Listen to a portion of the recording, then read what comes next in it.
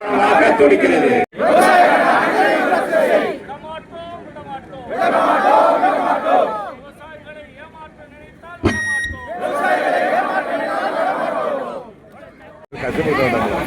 அந்த போன் அவங்க போன்ல எடுத்தேன்.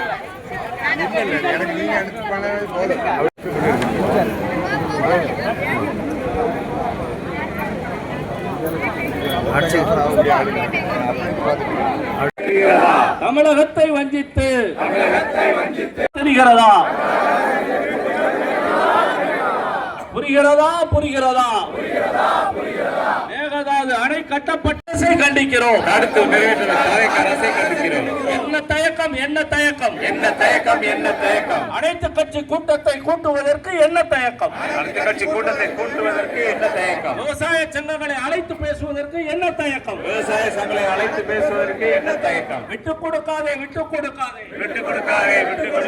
விவசாயிகளின் உரிமையை விட்டுக் கொடுக்காதே.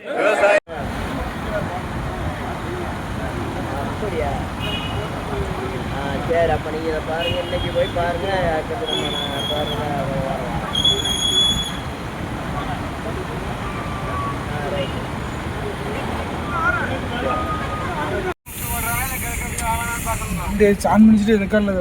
கண்டிக்கிறோம். அடுத்து நிறைவேற்ற அரசை கண்டிக்கிறோம். என்ன தயக்கம்? அனைத்து கட்சி கூட்டத்தை கூட்டுவதற்கு என்ன தயக்கம்? விவசாய சங்கங்களை அழைத்து பேசுவதற்கு என்ன தயக்கம்? விட்டுக் கொடுக்காதே. விவசாயிகளின் உரிமையை விட்டுக் கொடுக்காதே. விடுவெளியாக இருக்கின்ற அண்ணன் எடப்பாடியார் அவர்கள் இந்த இயக்கத்தை காப்பாற்றி தலைமை பொறுப்பு ஏற்றிருக்கின்றார். மக்களுக்காக உழைக்கின்ற பொதுச் செயலாளர் நாம் பெற்றிருக்கின்றோம். இயக்க தொண்டர்களை ஒவ்வொருவரும் அழைத்து பேசுகின்ற பொதுச் செயலாளர்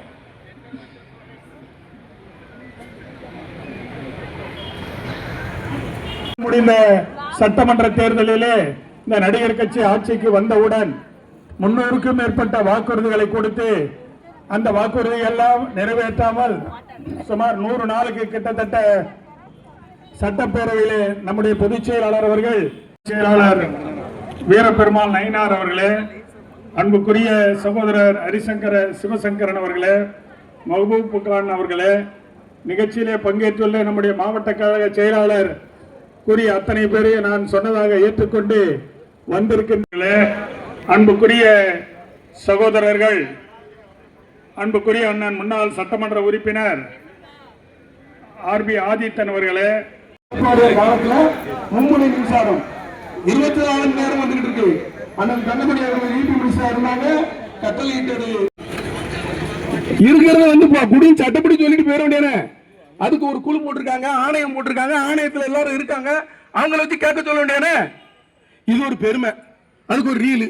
அது 1000 விவசாய பெருமுடி மக்களை என்றுதான் நாம் அழைக்க வேண்டும்.